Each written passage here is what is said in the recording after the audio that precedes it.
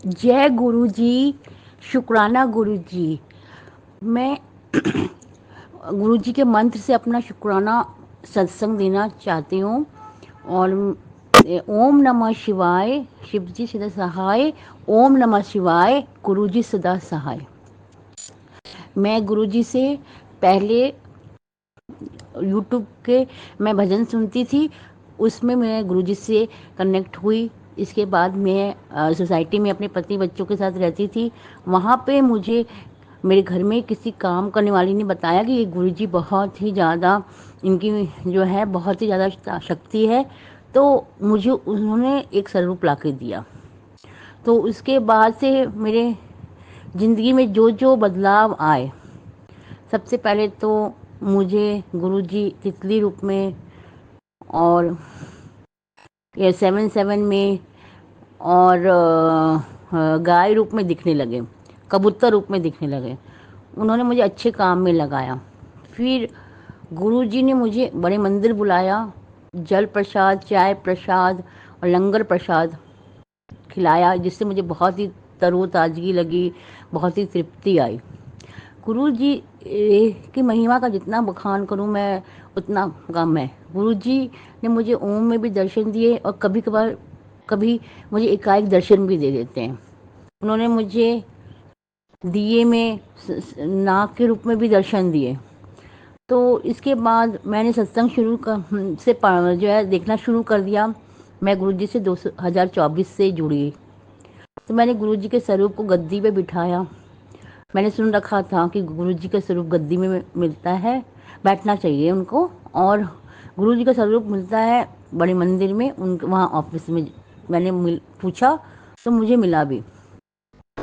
गुरुजी ने मुझे कहा कि मैं तुझे मोर पंख दूंगा। और सही में मुझे घर पे फिर एक मोर पंख भी मिल गया, जिस 1-2 दिन के अंदर में ही। मतलब गुरुजी टेलीपैथी से मुझे बताते रहे। फिर मैंने गुरुजी के स्वरूप के आगे अपनी समस्या बताई कि मेरे हाथ में मुझे पैसा मिले, मैं हाउसवाइफ हूँ। तो गुरुजी ने मेरी पैसे की समस्या दूर की और मुझे किसी भी तरह से पैसे मेरे पास सरप्लस रहने लगे। फिर मैंने ये सोचा कि अब मेरे से इतना, मेरे गुरुजी जो है आगे मैं इनसे क्या कहूँ, मुझे बड़ी शर्म भी लगती थी। तो मैंने कहा कि पता नहीं बड़ा बदलाव मेरी ज़िंदगी में है कि नहीं। गुरुजी की संगत प्राय करके अच्छे घर से होती हैं, ये मुझे पता था। फिर मुझे ये मालूम चला कि मेरी जो बहुत सारी संपत्ति थी मेरे पति की, वो हम यहाँ आ गए थे दिल्ली में। तो मुझे बिल्कुल भी भरोसा नहीं था कि वो मुझे मिल जाएगी, और हमारा रुका हुआ पैसा। पर गुरुजी के आने के बाद से जल्दी से, बड़े जल्दी सुनते हैं गुरुजी। उन्होंने, ऐसे तो मेरा बहुत समय, शादी के 25 साल ऐसे ही निकल गए, ख़राब तो बहुत समय हो चुका था। लेकिन मेरी टाइमिंग भी आ गई थी गुरुजी की, जो डिवाइनिंग टाइमिंग होती है, डिवाइन टाइमिंग। और गुरुजी की ने अपने टाइम से मुझे आकर मुझे दिलवाया, और मतलब उसका रास्ता एकाएक खोला। और अब वो रास्ता खुल गया है, दरवाज़ा खुल गया है संपत्ति का और पैसे का, बड़े बदलाव का। मुझे गुरुजी ने मेरी औकात में मुझे वापस ला दिया। और इसके लिए मैं गुरुजी को साक्षात भगवान, उनका जितना भी शुक्राना करूं उतना कम है। फिर मैं अपोलो गई, वहाँ भी उन्होंने मुझे तितली रूप में दिखाया अपने आप को। मैं चाय पी रही थी, उसमें तितली रूप में आ गए और मेरे को कहने लगे कि मैसेज से कि तुम्हारी बीमारी मैं जड़ से ख़त्म कर दूंगा, और मेरी बीमारी भी ख़त्म कर दी। फिर गुरुजी ने मुझे एक जो है भजन जो है, एक नाम गुरु को मंगले सारे सुख मिल जाएंगे, वो वाला भजन मेरे फ़ोन में फ्लैश होने लगा। जब मैंने सुना तो मुझे समझ में आया कि गुरुजी ने कहा है कि मानो, मुझसे मांगो मत, मैं तुम्हें देते जाऊंगा। और मेरी ज़िंदगी खुशियों से, नई नई खुशियों से भर दी। अब मैं एक शुक्राना सत्संग ये भी बताना चाहती हूँ कि कोई भी त्यौहार हो मेरे घर में, कोई ना कोई काम की वजह से, दिवाली हो, होली हो, कोई ना कोई जो है मन मुटाव, झगड़ा जो समझ लीजिए हो ही जाता था परिवार में। तो मैं इतनी दुखी हो जाती थी कि मैंने कहा कि दुनिया, लोग खुशियाँ पे खुशियाँ मना रहे हैं और हमारे घर में ऐसे अलग अलग एक दुखों का चक्कर लग जाता है। लेकिन गुरु जी के आने के बाद से वो दुख भी ख़त्म हो गया। गुरु जी अब बातें संभाल लेते हैं। और गुरुजी के आने से मैं जब भी बाज़ार जाती हूँ तो गुरुजी को जब क को कहती हूँ, गुरुजी मेरे को आप मेरे साथ चलिए। और जब मैं वहाँ जाती हूँ तो मुझे सारी चीज़ें अपने मतलब की मेरी को हासिल हो ही जाती है। इसके बाद गुरुजी के आने से मेरी ज़िंदगी प्रैक्टिकल भी बनी। मैं अब काफ़ी सोच समझ के जो ज़रूरी होता है वही खर्चे करती हूँ। गुरुजी ने मेरे परिवार को भी ब्लेस किया, मुझे एक नई उड़ान दी, मेरी ज़िंदगी में एक नई बहार लाई, मेरे मन को धोया गुरुजी ने। अब फिर मेरी ज़िंदगी से गुरुजी ने मेरी ज़िंदगी से निगेटिव लोगों को निकाला। पहले मुझे जो है बुलावे आते थे, मैं चली जाती थी, लेकिन अब मैं सोच समझ के जाती हूँ, जहाँ मुझे मन लगता है मैं वहीं जाती हूँ। नहीं तो मैं कह देती भैया मुझे माफ़ कीजिए, मैं नहीं आ पाऊँगी। गुरुजी ने मुझे अपनी ज़िंदगी को सुधारने का मौका दिया और मुझे ये विचार दिलाया कि तुमने रुक कर अपनी ज़िंदगी फिर से ठीक करनी है। मेरे मन में भी जो विकार थे, सबसे बड़ी बात है वो दूर किए। मनोविकार जो मेरे मन में हो गए थे वो बहुत दूर किए। फिर मैं आपको ये आगे यही बोलना चाहती हूँ कि गुरुजी जो है पहले मुझे नींबू की तरह निचोड़ चुके थे, सारी परेशानियाँ से मैं निकल चुकी थी। इसके बाद गुरुजी ने मुझे एक ज़िंदगी में एक चमत्कार के रूप में मेरे आए जी गुरुजी। फिर मैं जब बड़े मंदिर गई तो गुरुजी कनेक्ट मैसेज मुझे दिखाया। अब मैं क्या बताऊँ आपको कि गुरुजी मुझे ओम में कभी कभी अपने दर्शन दे देते हैं। मेरा भगवान मेरे साथ में है, मुझे मेरे अंग संग रहते हैं। मुझे गुरुजी ब्लेसिंग सब चीज़ में दिखाते रहते हैं साथ। पहले मैं गुरुजी को मानने से पहले मैं साईं बाबा के मंदिर भी जाती थी। इसके बाद ही गुरुजी से कनेक्ट हुई और खाटू श्याम जी का भी अब एनर्जी आता है गुरुजी के साथ में, कि वो मुझे दिखाते हैं कि मेरे अंग संग है। गुरुजी मुझसे टेलीपैथी से बात करते हैं और उनके आने से मेरी ज़िंदगी में नई बहार, हल पर शुक्राना, वो मुझे प्रोटेक्ट भी करते हैं। मुझे और मुझे कहते हैं कि मैं हूँ ना तुम्हारे लिए, तुम कुछ मत बोलो, किसी से कुछ लड़ाई मत करो, मैं तुम्हारे लिए लड़ाई करूँगा। और अब मुझे उनके आने से एक उम्मीद बन गई है कि मेरी ज़िंदगी अब खुशहाल बनेगी और मैं एक अच्छी ज़िंदगी जी पाऊँगी। जो मैं अपनी ज़िंदगी समय से अपनी जो है मैं भूल चुकी थी कि मैं ज़िंदगी में इतनी अच्छी ज़िंदगी मेरी है, वो ख़राब हो गई थी। फिर वो अपने रूप से चमकने लगी। जैसे एक सूरज को बादल लोग ढक लेते हैं, वैसे सूरज बाद में फिर निकल जाता है। उसी तरह से मेरी ज़िंदगी में जैसे सारे बादल छट गए और प्रकाश आ गया ज़िंदगी में।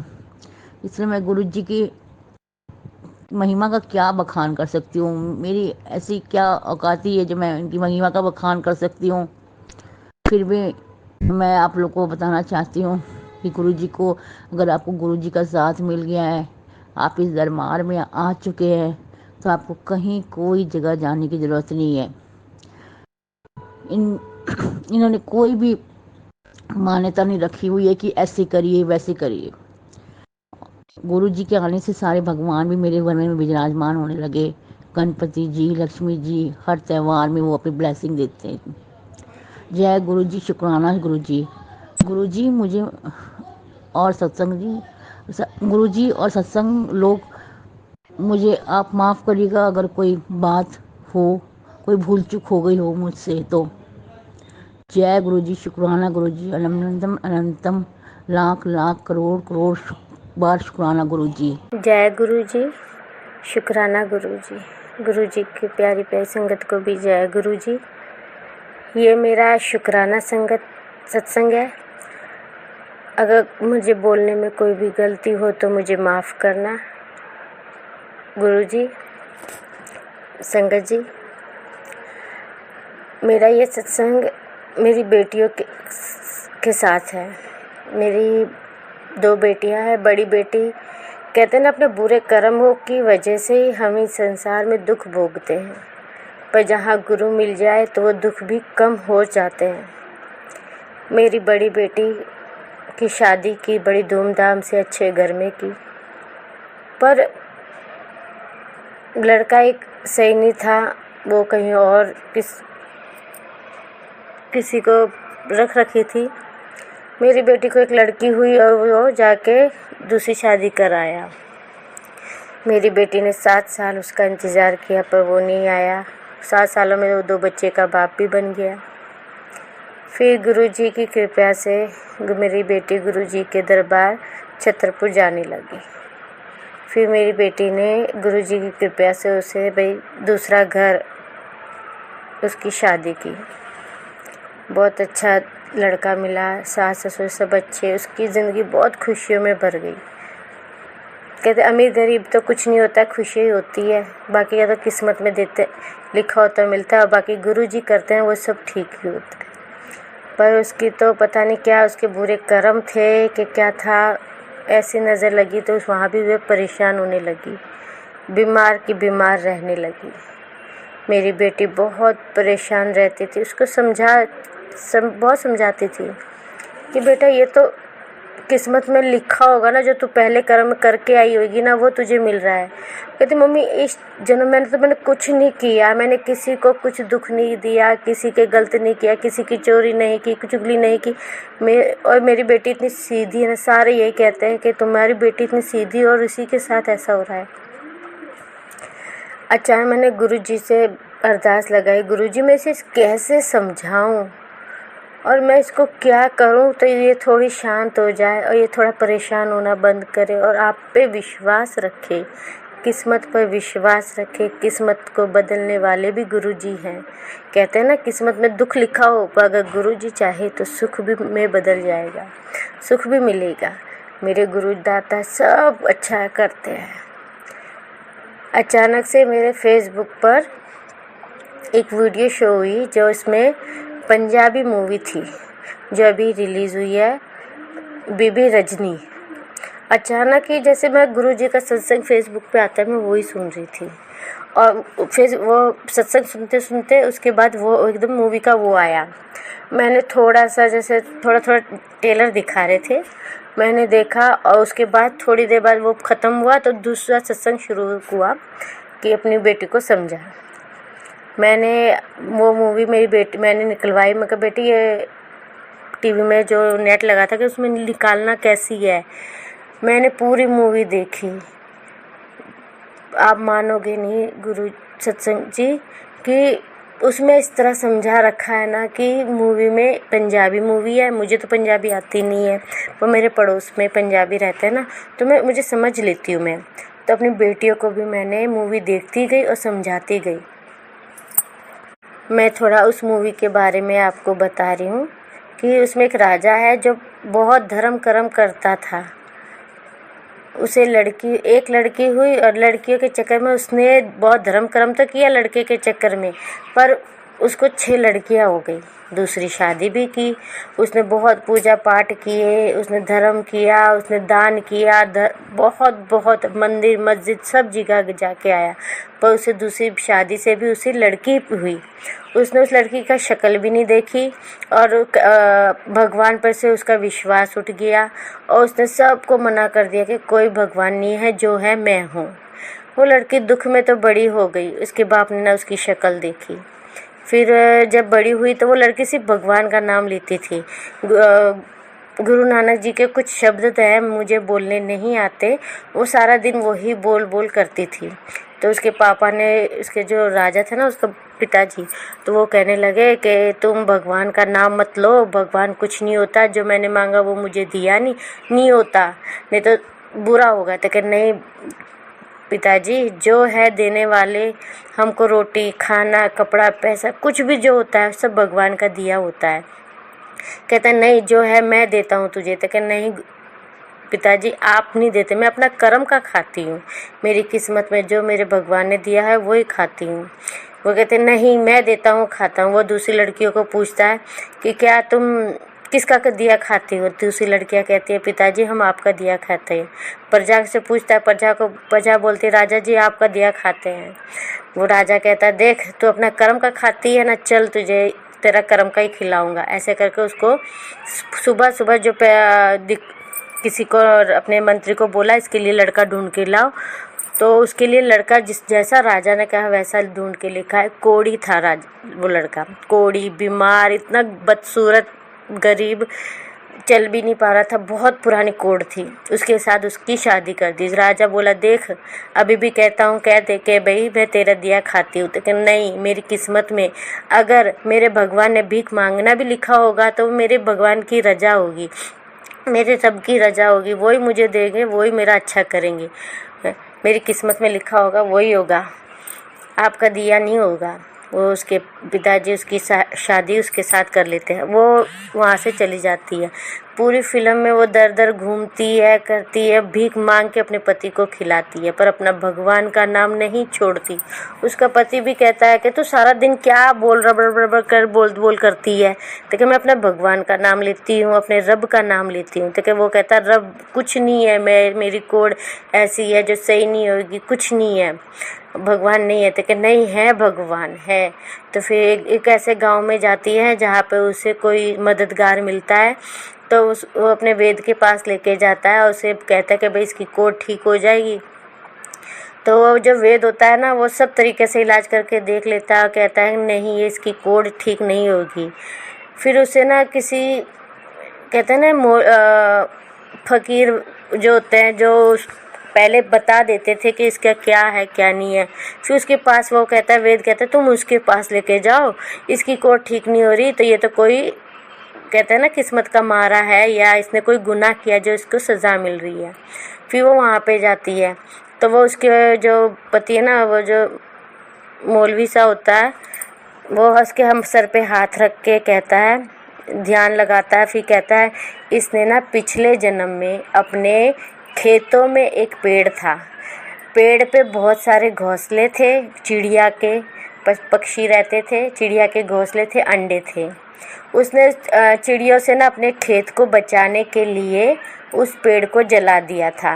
तो पक्षी तो उड़ गए जो उड़ने वाले थे, पर घोंसलों में जो अंडे और छोटे बच्चे थे ना, वो सारे जल गए और उनकी हाय लगी है, तभी ये कोढ़ हो गया है। पर ये वो जो उसकी बीवी होती है ना, कि बीबी रजनी, तुम भगवान का नाम लेती हो ना, तो जाओ अमृतसर, वहाँ पे इसका जो जल है ना, वहाँ नहला के आओगे ना, इसका सब ठीक हो जाएगा। वो जाती है, उसको वहाँ पे लेके जाती है, भगवान का वो भी नाम सिमरन करने लगता है। कहते हैं पिछले जन्म का वो जो पाप था, जो इसने पाप किया था, गलत किया था ना, वो भगवान का नाम लेते लेते, गुरु का नाम लेते, अपनी पत्नी के पीछे उसने भी नाम लिया। फिर अमृतसर के तालाब में उसने नहाया तो वो एकदम साफ़ हो गया, भगवान का नाम, गुरु का नाम लिया, एकदम साफ़ हो गया। फिर वो दोनों खुशी खुशी रहने लगे। मैंने वो पूरी फिल्म अपनी बेटी को समझाई कि देखो बेटा, ये है किस्मत का, हमको ये पता नहीं कि इस जन्म ने हम में क्या किया क्या नहीं किया, पर हमारे तो पिछले जन्म के गंदे कर्म आगे आ जाते हैं। तो इसलिए बेटा, अगर हमने गुरु पकड़ा है ना, गुरु ही हमारे वो कर्म भी साफ़ करवाएंगे, हमारा जो कोढ़ है वो ही ख़त्म करेंगे और गुरुजी सब ठीक करेंगे। अब मेरी बेटी ने थोड़ी शांति मिली, क्योंकि वो फिल्म भी उसने फिर अकेले में अच्छी तरह देखी थी कि अपने कर्म से हम पीछे नहीं हट सकते हैं। हम छुप के चोरी कर लेंगे, किसी के साथ झूठ बोल लेंगे, पर भगवान तो देख रहा है ना, सब वही संभालेंगे। तो मेरी बेटी को भी मैंने समझाया, अब वो शांत है, उसने भी भगवान पे छोड़ रखा है कि जो करेंगे वो अच्छा ही करेंगे। अब मेरी बेटी टेंशन नहीं लेती, अब सही है। तो गुरुजी अब उसको आपने समझाया है, एक मूवी दिखाई है, पर बहुत अच्छी दिखाई है, पर वो समझ गई है कि कर्म, जैसे कि बोलते हैं ना, वो समझ नहीं पाते, वो अच्छा कुछ देखती है आगे। आजकल तो ये होता है, कुछ देखो या अच्छा पढ़ो तो समझ में आता है बच्चों को, पर अब वो भी समझ गई है कि अब भगवान करेंगे वही होगा। पर मगर भगवान करेंगे वही होगा, पर थोड़ा भगवान को अच्छी तरह उनका नाम जप करो, पूजा करो, सिमरन करो, अरदास करो, तो जो ज़्यादा होता है ना 100%, वो 10% तक ही हमको तक भगवान गुरुजी करवाते हैं, बाकी का वो माफ़ करवाते हैं।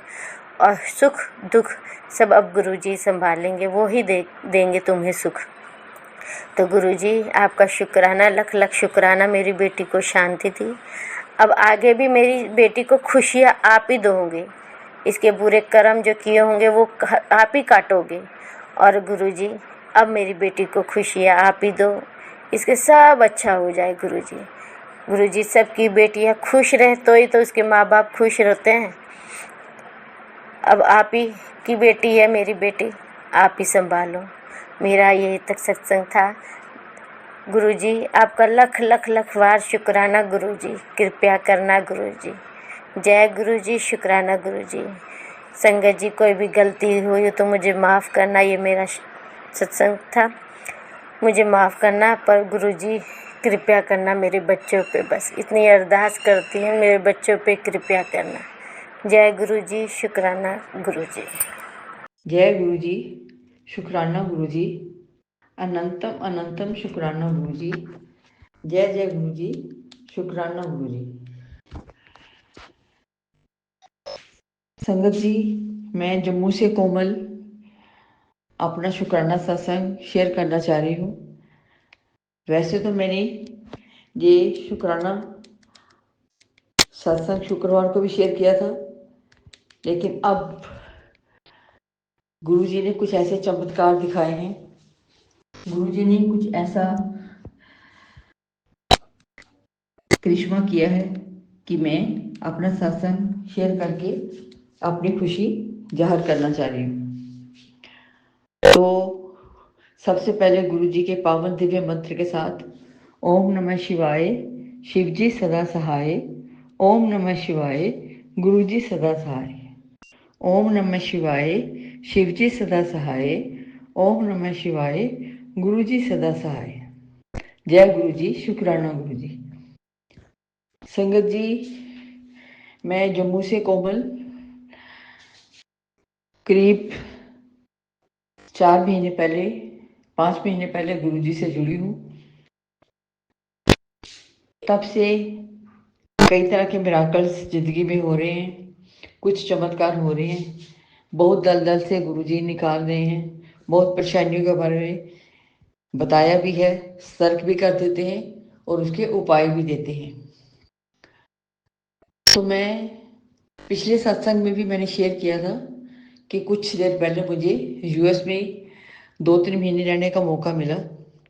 जब मैं वहीं पे थी तो गुरुजी के मैसेज मुझे आ रहे थे, बेटा घर में ब्लैक मैजिक हो रहा है, बेटा घर में परेशानी चल रही है, तो थोड़ा सा ध्यान दे। तो मैंने गुरुजी से कहा, गुरुजी मुझे तो इन चीज़ों का पता नहीं है, ना ही मैंने आज तक कभी इनको एक्सपीरियंस किया है। वैसे भी मैं कंट्री से बाहर हूँ, यूएस में हूँ, पहुँच के ही सारा करूँगी। जैसे ही अब मैं 2 महीने पहले इंडिया वापस आई, घर आके साफ सफाई की, सब देखा, तो गुरुजी से अरदास लगाई, गुरुजी अब आप मेरी समस्या का समाधान करें, आप मुझे बताएं। तो कुछ मैसेज मैं सत्संग पे आंटियों के सत्संग सुन के पढ़ती भी थी। कुछ मैसेज तो मैं बहुत उनकी हाईलाइट्स इतनी नेगेटिव होती थी कि कई बार तो मन विचलित हो जाता था। गुरुजी से अरदास लगाई, गुरुजी ये क्या है, इतनी नेगेटिव वर्डिंग पढ़ के तो मन इतना परेशान हो जाता था कि ये नहीं करोगे तो ये हो जाएगा, ये उपाय करो तो ये हो जाएगा। मैंने कहा गुरुजी ये तो आप मुझे इस दलदल से निकालिए, ये क्या है, मैं समझ नहीं पा रही हूँ, मुझे प्लीज़ बताइए, क्लियर बताइए कि ये क्या है और कौन है। संगत जी यकीन मानिए, गुरुजी का मैसेज आता है मुझे कुछ दिनों बाद, बेटे डर मत, घबरा मत, कुछ संकट हैं लाइफ में, पर हर संकट ब्लैक मैजिक नहीं होता। संकट है तो संकटों से उभरना भी होता है। अब हर संकट ब्लैक मैजिक नहीं है, हाँ लोगों की बुरी नज़र है, कुछ है, तो मैं बैठा हूँ, मैं सब संभाल लूँगा, तो डर मत, घबरा मत। कुछ छोटे मोटे उपाय भी उन्होंने बताए, कुछ मैंने किए भी। फिर कई सत्संग सुन के तो बहुत ही ज़्यादा मुझे सत्संग मैसेज आने लगे, ये करो, ये करो, ये कैसे हो जाएगा, ये करो, ये करो। तो संगत जी, मैं सच में बताऊं कि मैं इन चीज़ों में इतना ज़्यादा विश्वास नहीं करती। हाँ, थोड़ा सा मैंने करने की कोशिश की जो हो सका था। गुरु जी कहते, फिर गुरु जी का मैसेज आया, पुत्र कुछ करने की लोड़ नहीं, तू बस सिर्फ घर के मंदिर में मेरे स्वरूप की साफ सफाई करके पूजा पाठ कर, दिल से याद कर, मेरे स्वरूप से बातें कर, और बाकी मैं सब संभाल लूँगा। इन फेक मैसेज की तरफ मत जाओ। तो मैं बाकी संगत से भी कहना चाहूँगा कि कई मैसेज सच में ही मुझे फेक लगने लगे हैं। शायद कुछ प्लेटफॉर्म वाले भी अपनी फॉलोअर ज़्यादा बनाने के लिए इस तरह के वर्डिंग्स ऊपर दे देते हैं। कुछ हाईलाइट्स में तो ऐसी वर्डिंग थी, और जब टेंशन के साथ में सत्संग सुनती थी तो अंदर कुछ और होता था। तो फिर हम समझते हैं कि गुरुजी थोड़ा ना ऐसे मैसेज देंगे। गुरुजी तो दयालु हैं, कातिल कातिल नहीं है। गुरुजी तो बहुत प्यारे हैं, गुरुजी तो हमें संभालते हैं। वो थोड़ा इस तरह के हमें परेशान करेंगे कि ऐसे करो तो ऐसे करो। तो संगत जी, हम इन चीज़ों में, इन लफड़ों में नहीं पड़े। सच्चे मन से गुरुजी के स्वरूप के आगे जाके अपने मन की अरदास करें, ना कि इन वीडियो के में दें। सत्संग में अपनी अरदासें नहीं, हम नहीं बताए अपने दुख जो हैं। मैं ये नहीं कहूँगी कि मेरे दुख नहीं है, मेरी हो सकता है परेशानियाँ आपसे बड़ी हूँ, लेकिन हम अपनी परेशानियाँ गुरु जी के स्वरूप के आगे करें, गुरु जी को बताएं। लोगों को क्यों बताएं? तो गुरु जी कोई ना कोई रास्ता निकालते हैं। जैसे अभी भी त्योहारों के दिन थे, बहुत परेशानी चल रही थी, तो गुरु जी ने इस तरह से ऐसे निकाला जैसे कोई कांटों के बीच में से निकाल के ले जाता है। जय गुरु जी, शुक्राना गुरु जी। तो आज मुझे थोड़ी सी राहत थी, तो मैंने खुशी के मारे मैंने चाहा कि मैं छोटा सा ही सत्संग शेयर करूँगी। बाकी तो मैं शुक्रवार को, शुक्राने के दिन होता है वो तो करूँगी। वैसे भी त्योहारों के दिन में बच्चे आए हुए हैं यहाँ पे, मेरा बेटा अपनी फैमिली के साथ आया हुआ है, तो कुछ परेशानी थी। गुरु जी से आगे अरदास लगाई हुई थी, तो गुरु जी ने ऐसा रास्ता निकाला है, इस तरह से हमें पकड़ के बाहर निकाल के ले आए हैं, इस तरह से बचाया है कि कोई कर ही नहीं सकता था। मैं तो इतनी परेशान हो गई थी, ऐसे लगता था कि जैसे हमारी ज़िंदगी ख़त्म ही हो गई है। किस तरह से गुरु जी ने निकाला है ये वही जाने, ये कोई आम आदमी नहीं कर सकता, ये हमारे गुरुपा ही कर सकते हैं। तो जय जय गुरु जी, शुक्राना गुरु जी, अनंतम अनंतम शुक्राना गुरु जी। तो आज भी मैं सुबह सत्संग सुन रही थी, तो यही मैसेज थे, पुत्र अभी भी संभल के रह, थोड़ी सी कुछ दिन बारी है, मैं देख लगा, टेंशन नहीं ले, बस नाम सिमरन और जल प्रसादी चंदन टीका। अब देख अपनी सेहत पे भी ध्यान दे। तो अब मैं देखती हूँ बच्चे, अब त्योहार खत्म होने में बच्चे वापस जाते हैं, तो मैं अपने बारे भी देखूंगी। तो गुरु जी का एक बार फिर से शुक्राना करूंगी, सारी संगत का भी शुक्राना करूंगी जो मेरा सत्संग शेयर कर रहे हैं, जो मेरा सुन रहे हैं। और अगर मैंने किसी के खिलाफ कुछ कहा, मैंने किसी के बारे में कुछ गलत नहीं कहा जहाँ तक मैं समझती हूँ, लेकिन अगर किसी को गलत लगा हो तो मैं सच्चे मन से सबसे माफ़ी मांगती हूँ। गुरु जी से भी अरदास लगाती हूँ, गुरु जी हमें माफ़ कर दो। अगर किसी के बारे में हमारे मन में गलत भाव आता है तो मैं उनसे भी माफ़ी मांगती हूँ, मैंने सबको माफ़ किया, आप भी मुझे माफ़ कर दो। हमें किसी का बुरा नहीं करवाना, मेरे हाथ से किसी का बुरा नहीं करवाना, और ना ही हमारे साथ बुरा हो। बस यही अरदास लगाते हैं, आप हमारी ज़िंदगी में आ जाओ, बस हंसती खेलती ज़िंदगी चाहिए, कुछ नहीं चाहिए गुरु जी, कुछ नहीं चाहिए। भगवान की दया से हमने सब कुछ दिया है, तो बस इतना संभला रहे, इस पे कुछ बट्टे नहीं मारे। हम आपकी प्रेजेंस में, आपके साथ, आपके छत्र छाया में अच्छी ज़िंदगी जिए, हंसती खेलती ज़िंदगी बनी। जितने भी ज़िंदगी के दिन बचे हैं वो बस आपकी छत्र छाया में गुजरे। जय गुरु जी, शुक्राना गुरु जी। आगे मैं अगले सत्संग में बाकी मैं शेयर करूँगी। इसके साथ ही मैं अपने सत्संग को विराम दूंगी ताकि मैं अगला सत्संग तैयार कर सकूँ। ओम नमः शिवाय, शिव जी सदा सहाय। ओम नमः शिवाय, गुरु जी सदा सहाय। तो आज का मेरा छोटा सा सत्संग सिर्फ अपनी खुशी जाहिर करने के लिए था। जय जय गुरु जी, शुक्राना गुरु जी। संगत जी, गुरु जी को अपने आप को समर्पित कर दीजिए। जब हमें किसी तरफ से कोई रास्ता नजर नहीं आता ना, मैं अपना ही बताऊँ, मुझे तो ऐसे लग रहा था कि जैसे हम खत्म ही हो गए बिल्कुल। तो गुरु जी ने ऐसे बाहर निकाला है ठीक है, कुछ प्रॉब्लम्स हैं अभी, कोई थोड़ी कुछ परसेंट, तो वो भी गुरुजी निकाल के ले जाएंगे। जय गुरुजी, शुक्राना गुरुजी, अनंतम अनंतम शुक्राना गुरुजी। जय जय गुरुजी, जय जय गुरुजी। फ्राइडे को फिर मैं सत्संग शेयर करूंगी। जय गुरुजी।